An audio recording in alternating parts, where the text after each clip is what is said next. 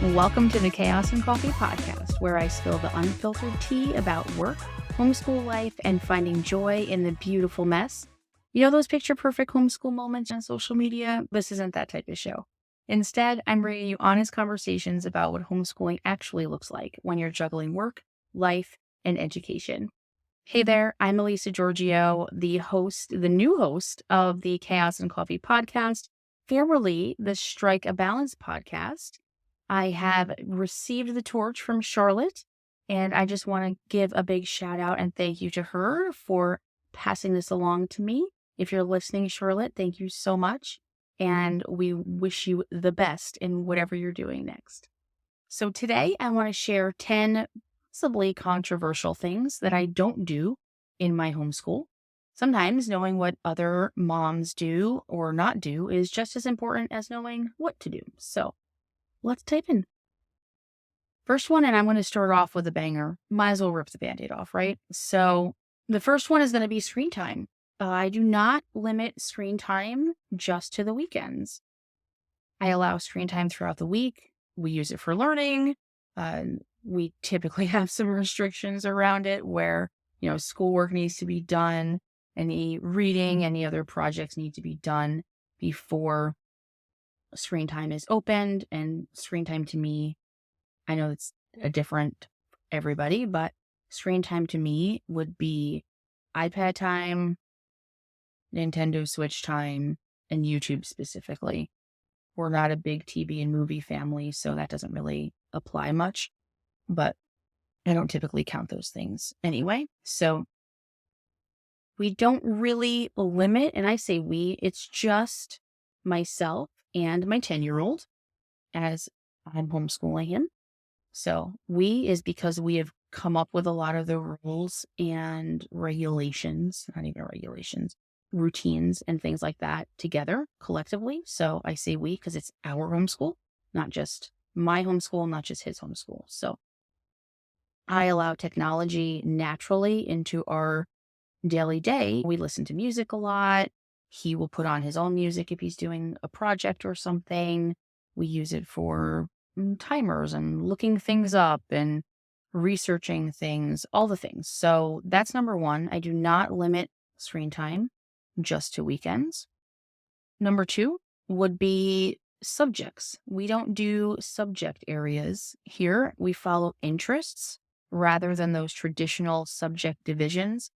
The exception would be math because I love math and I love math in everyday life. And although I do try to teach it and incorporate it in everyday things like money and shopping and grocery shopping and budgeting and baking, cooking, things like that, I still want to expand his knowledge in the topic of math. Now, if you're a true unschooler, you're not going to agree with that. And then if you're true classical conversations, the other end of the spectrum, probably want to go more heavily into that. But anyway, I don't typically follow traditional subject divisions. We talk about them, but it's not okay. This time at 9 o'clock, we're doing history, and at 10 o'clock, we're doing reading. We don't do that kind of thing. For us, learning happens organically through real life experiences. That being said, number three, the third thing I don't do would be a set curriculum. We choose resources every year based on current interests and needs, where we left off. What do we need? Is this particular curriculum working? Some subject areas or topics or things that we want to learn about, we don't use any type of curriculum at all. It's more of a deep dive, go learn something. We could use videos. We might use just books. We're very book heavy. I love to say there's a book for that. So no matter what you want to learn about, there's a book for that. So we tend to do that. It also gives us the freedom to switch up methods when something isn't working. If the math program is creating tears every day, find another math program. And I say math because that seems to be the one that brings the most tears, right? But find a different one. It gives us the freedom to change things up instead of fighting. We're not trying to fight and struggle and wrestle with getting our homeschool day every day. We're just trying to learn through life and figure out what our interests are, figure out what he wants to do in life. That's my goal as a homeschooling parent, one of my goals. Number 4, something else I do not do is we don't wake up at a certain time. We follow our natural sleep patterns. I like the flexibility of not having to go to bed at a certain time and rush through the evening, dinner, bath time, bedtime, all of that. That being said, I do believe in routines and bedtimes and loose bedtimes to make sure that your children get the amount of sleep that they need to be productive and be healthy for the following day. But each day's start time will adjust to our needs sometimes. If he is not feeling well or just needs some extra sleep, I teach him to listen to his body and sleep. Same for me. There are nights when I don't sleep. We have animals. We have one now. We had a hamster. He passed away this year.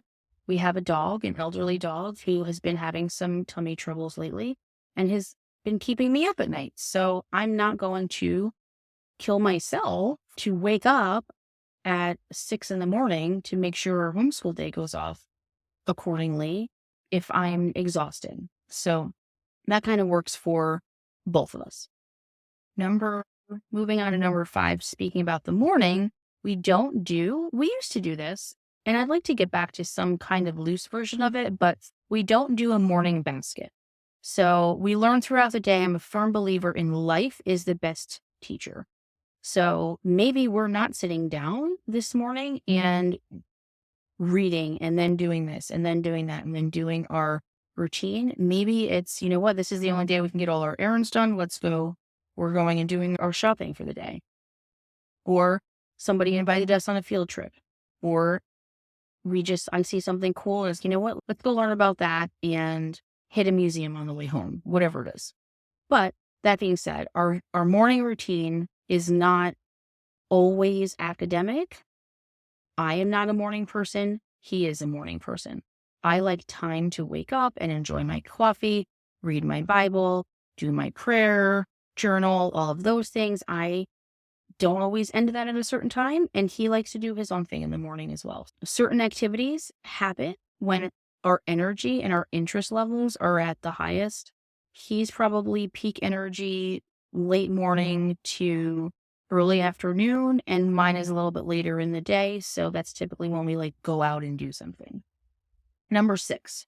Sixth thing I do not do in my homeschool will be grade levels. As if you've been homeschooling for any length of time, and this is my 5th year homeschooling, every child is different, and your child is going to be at different levels, different grade levels for different subjects, if you follow subjects, at different times. My son could be at a 7th grade reading level and a 4th grade math level. And those are really, if I am going to look at a level at all or keep an idea, those are the only 2 things I would care about myself. But I do not keep track of grade levels. I focus more on mastery and learning something completely rather than some type of age-based progression that the public school system has determined is a benchmark. I don't believe in those benchmarks in any way, shape, or form. So that being said, moving on to grades. So not grade levels, but actual grades and marks and testing and all of that. I track progress through observation and discussion. Are we growing? Are we progressing? Are we learning? Are we applying things in the real world? If we are learning about fractions, are you taking the lead on, or is he taking the lead on, say, a baking project? And I'm asking questions of, okay, so you need 1/3 of a cup, but we don't have an actual 1/3 of a cup. How else could you measure that? Or how many of those would you need to make 3 full cups? Things like that. So can you take what you're learning and that progress and naturally apply it to real life situations? That's more where I'm concerned about. So I don't care about mastering a subject from a percentage or test grade at all. So number 8, the 8th thing that I don't do is turn every possible thing into a lesson. This was my big fear when I started homeschooling. So I've been a single mom pretty much forever, and I really thought I could not homeschool.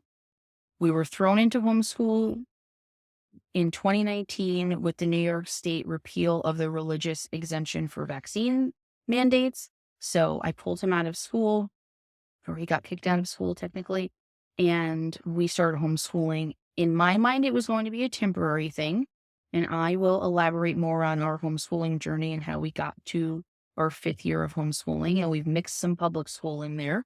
I'll do another episode on that or talk about that at another time. But my biggest fear was that I was going to have to turn everything into a homeschool lesson, like that our entire life was going to be a homeschool lesson. And I needed to be quote unquote on all the time. And I don't like that. I didn't like that idea. I needed downtime. But since I was thrown into it, I was like, we're just going to do this for as long as we can until we can get back into public school and figure it out. And that's when I learned, like, it doesn't have to be that. Homeschool is what you make it. And I don't have to be on all the time. Do I turn every single baking lesson into a homeschool, math, fractions, nutrition, science, all of those things lesson? Absolutely not. Sometimes it's just, all right, we're making this. Here you go. Make it yourself, or I make it, or we do it together, whatever the case is. But not everything has to be a lesson. Sometimes learning happens more naturally without those forced directions. And it also gives us space for just enjoying life and exploring things. And it doesn't always have to be about, oh my gosh, we have to be learning constantly. Do you know what I mean? Our 9th thing that kind of leads us into this one is that we don't follow a strict schedule. This kind of goes back to the morning time basket and the sleep times and all of that, but we follow a more flexible rhythm instead of rigid times. Could I get better at routines and flexible rhythms? Sure. I don't like schedules or routines. My son does not like schedules, but he does do well on routines. So we do try to keep those things going at all times. But our days flow based on our energy, our engagement. Like, we all have bad days, kids included. I am not going to push the issue if we are just having a meltdown at every little thing. Learning's going to be done for the day. All right, we can try again tomorrow. That goes into number 10, which is our learning is continuous. I do not make him, quote unquote, make up work. So this is the 10th thing I don't do in my homeschool, make up work. There's no need to catch up. We are not on any kind of timeline. We don't have any type of deadline. There is no type of end goal that we need to attain by a certain date when we run a homeschool. So instead of piling on work and trying to catch up and trying to hit these benchmarks that are usually in our head from us, the parents, the moms, being traditionally schooled rather than homeschooled,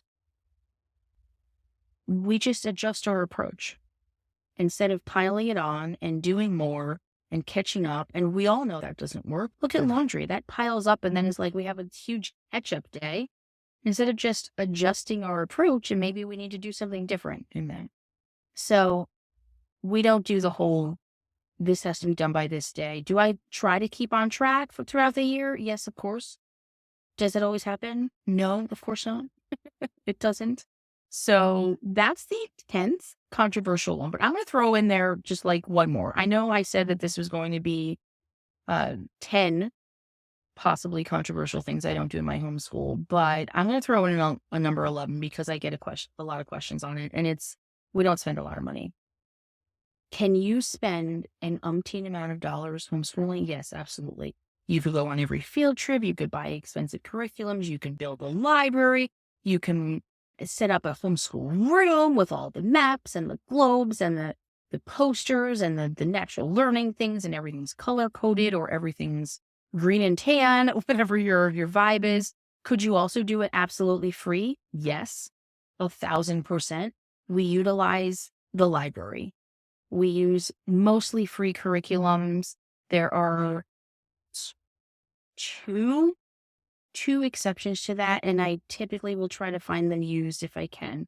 That's our math program, other than the workbook needs to be new, and then some other like writing resources. But for the most part, we use the library. I download things off the internet. We share things with among friends, other homeschool moms, and I definitely focus on experiences over expensive curriculum. If I have a budget of $100 for my homeschooling month, I would much rather spend that on field trips, museum trips, classes, things like that, than actual book curriculum. But I just wanted to say that you can absolutely homeschool with little to no homeschooling budget if that's where you're at right now. That's it. I wanted to make this episode short and sweet because I just wanted to introduce myself, my homeschooling brain, so to speak, and what my thoughts are and how I homeschool. I have done everything from a strict Charlotte Mason type of homeschool to pretty much, I wouldn't say radical unschooling, but unschooling. And I have done everything in between, and we settle on the middle now. Hopefully you will continue to listen. Thank you for being here. Remember, there's no one size fits all approach to education. The beauty of homeschooling is finding what works for your family, your unique family. So if you enjoyed this episode, please hit subscribe. Join me next week for more real talk about our homeschooling journey.